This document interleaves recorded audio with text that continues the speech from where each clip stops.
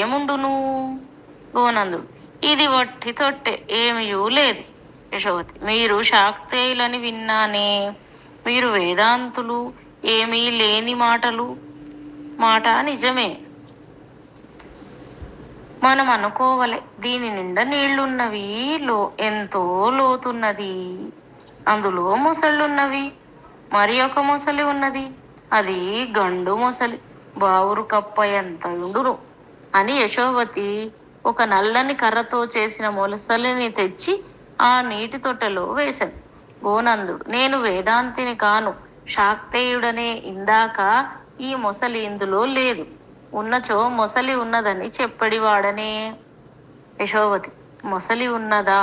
అప్పుడు ఒక ఏనుగు నీరు తాగుటకు వచ్చినది, దానిని మొసలి పట్టుకొన్నది. గోనందుడు: ఈ కొయ్య మొసలి పట్టుకోలేదు. యశోవతి: నాది మొసలి, మీది ఏనుగు. మీ ఏనుగును తీసుకొని రండు, నా మొసలి ఎట్లు పట్టుకొనగలదో చూపింతును. గోనందుడు తాను ఏనుగును పట్టుకొని చెరువులోకి దింపెను. యశోవతి కొయ్య మొసలిలో ఏదో చీల తిప్పినది. ఆ మొసలి ఏనుగు కాలు పట్టుకున్నది. యశోవతి లేచి చప్పట్లు కొట్టినది. గోనందుడు: సంతోషపడవద్దు, ఏనుగు విష్ణుమూర్తిని గురించి స్తోత్రము చేయగలదు, ఆయన చక్రం వచ్చి నీ మొసలిని ఖండించును అనగా యశోవతి: పూర్వకాలంలో విష్ణుమూర్తి వచ్చేడివాడు, ఇప్పుడు రేపల్లె నుండి కృష్ణుడే వచ్చుచున్నాడు అనెను. గోనందుడు: సరే కాని ఆ రేపల్లె కథలు ఎన్నో వినవలనని అనుకున్నాను, నేనున్న చోటికే రాలేదు.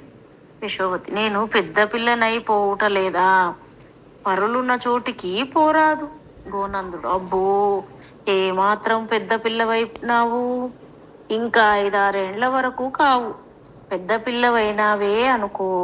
మీ నాన్నగారి దగ్గరకు వెళ్ళవా? నేను అటువంటి వాడనే, నా దగ్గరికి రావచ్చు. యశోవతి: అయినచో మా అమ్మగారితో చెప్పి వత్తును. గోనందుడు: ఆమె వలదన్నచో? యశోవతి: వలదనదు, ఆమె ఇదివరకే అన్నది.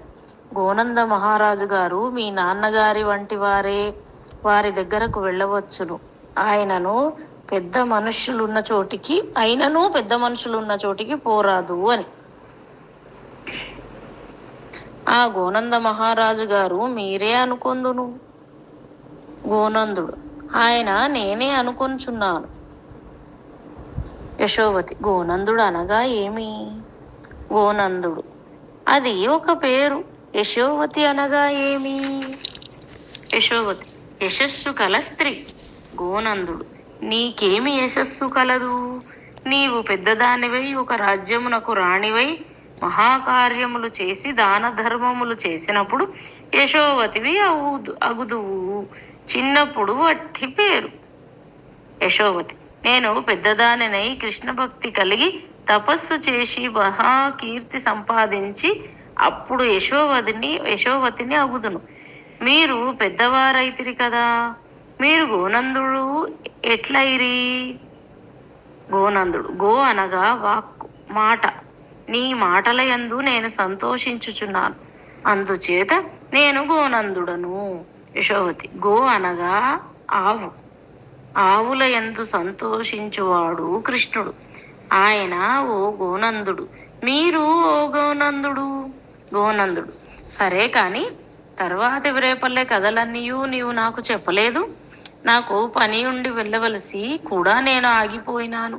నీ మాటలు వినిపోవలనని నీవు మీ అమ్మగారి అనుమతి తీసుకుని నేనున్న చోటికి రావలేను. యశోవతి: వత్తును, చెప్పవలసినవి చాలా ఉన్నాయి. అబ్బో, నాకు నవ్వు వచ్చుచున్నది, మీరు పదండి, నేను వత్తును అని యశోవతి నవ్వుచూ పరిగెత్తిపోయాను. గోనందునకు ఆమె చిన్నప్పటి నుండి ఆమె అన్నచో ఒక ముద్దు, ఒక ప్రేమ, ఒక అభిలాష. ఇటువంటి పిల్ల ఈ రాజ్యము యొక్క భవిష్యత్తునందు రాణి అయినచో ఎన్ని సంకటములైనా తొలగిపోవచ్చును, ఎన్ని ఇక్కట్లు వచ్చినను తొలగించగలదు. ఆమె ఉన్న చోటనే లక్ష్మి తాండవించును అనుకొనుచు ఆయన తన ఉన్న సౌద భాగమునకు పోయాను. కొంతసేపటికి యశోవతి వచ్చి కూర్చుండి, అబ్బో ఎన్ని కథలు ఉన్నవనుకున్నారు. ముందర ఏమి చెప్పవలెను? కథలు రెండుగా ఉన్నవి. ఒక కథ బాలకృష్ణుడు చేసిన చమత్కారాలు, రెండవ కథ ఈ గోపికలు బాలకృష్ణుని యందు భార్యల వలె ప్రవర్తించుట, అత్తగారలు భర్తలు వారిని బాధించుట.